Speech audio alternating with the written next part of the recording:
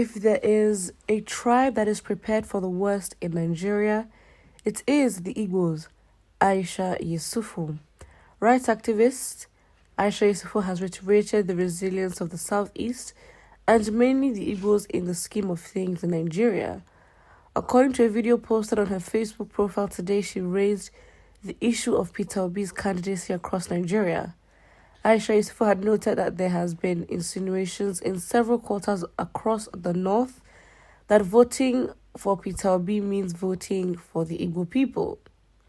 We can't be surprised such narratives are being pushed in the north. Well, she rejected the notion while emphasizing that the voting for the candidate of the Labour Party meant casting a vote for competence.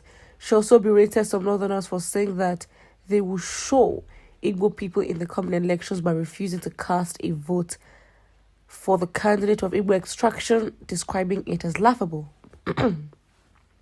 While making a case for the region, she noted that if there is one tribe that is prepared itself for the worst Nigeria can be, it is the Igbos.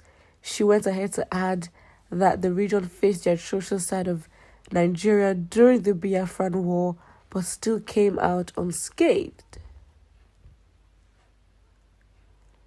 Well, she didn't say that they didn't come out, that they came out unscathed. She just said they faced the atrocious side of Nigeria during the Biafran War.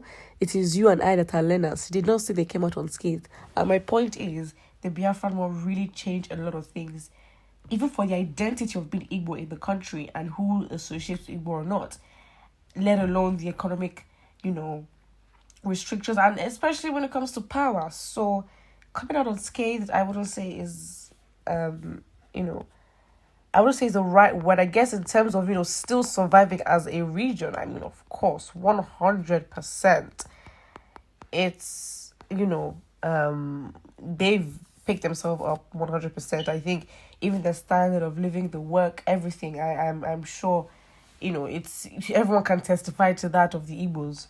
But power is now one thing where, yes, I don't think they came out unscathed. In fact, if they did, I don't think we would be even having a conversation of Igbo presidency or even Biafra and IPOP.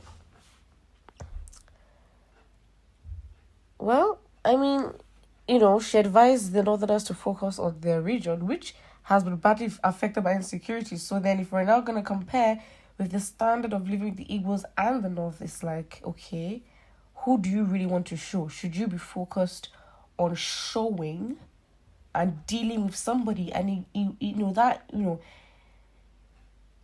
it shows the deep-rooted division. And you can say hatred, because this is a vote for you as well as it is for them. And you're only willing to do what will benefit you and not for them. Do you realize you're in a democracy? Yes. Because you're in a democracy, I think everyone forgets every other aspect of fairness that comes to democracy. Well, you can argue that. But you leave, the only part of democracy that you want to attach to is it's a game of numbers. It's a game of numbers. It's a game of numbers. So it's like, that's not the only facet of democracy and what it is. But since that's what you choose to rely on, because that's why you have your power, you're abusing it and saying you're going to show the Igbos. What have the Igbos done to you to want to show them? Show them that what? That you're still going to be in power? And we need to change our mindsets as to what the government is. What is a government to you? I think we need to ask that question for every Nigerian. Like, what is a government to you? What is a government meant to do? Between you and the government, who has the power? Who has the power? Who should actually have the power? Who should question who? Who should dictate what moves they make? Should it be you or the government? We need to go back and reestablish these things. Because, again, even with Aisha Yesufu's argument of, with political parties being funded by its supporters, yes. Because in that way, the candidates know that it is because of the supporters put you there. So they should have the ownership and the rights. And I think in other countries, that's how it is. And I think because in Nigeria, with mismanagement of funds, diversion of funds, we have political parties using public funds, or just let's even say political parties using personal funds of the candidate or of the party to, campaign rallies, fund the whole thing. And that is why you can have Tinubu Emilo come with that name, saying it is my turn. It's the audacity. Why should it be your turn? Because they've bought their way there. When you've purchased something, you have some sort of right to have ownership to it. It's as simple as that. And let's not even talk about the buying nature of Nigerians, or the culture of buying. I mean, Nigeria was bought, if we're really going to be honest.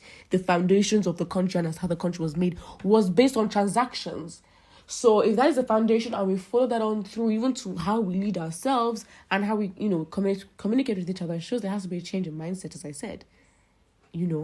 So again, I use the example of funding parties, or supporters funding their political parties, as a way for us to go back to the mindset and think of where we actually stand in this power placement.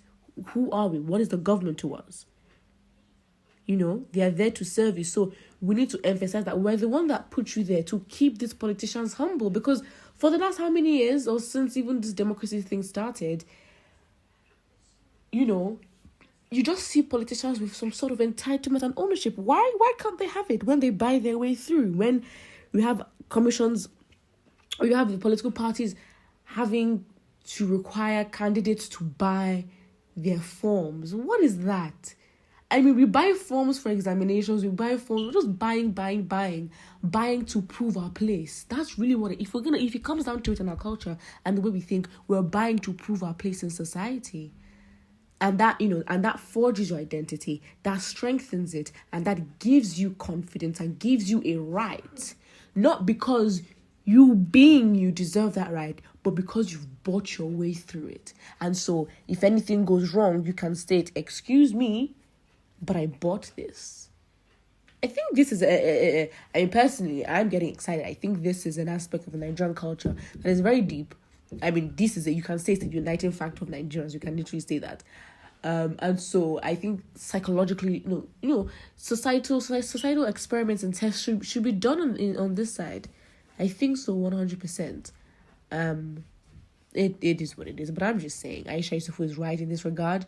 I think with the Igbos, again, it's complicated. Why? Because you have a section of them that want to leave and a section that want to stay. And you have some that are in the government that are sycophants, aka Loretta Onochie and Andre Bukwe. So you can't say the war didn't cause damage to our unity. And I think that is the biggest challenge that Igbos will have if they're to be taken seriously. If they're united, whether in the fact that they want to go or they want to stay, that unity, I think, is the main thing that they did not come out unscathed from the war. So put what you think in the comment section below, and don't forget to like and subscribe.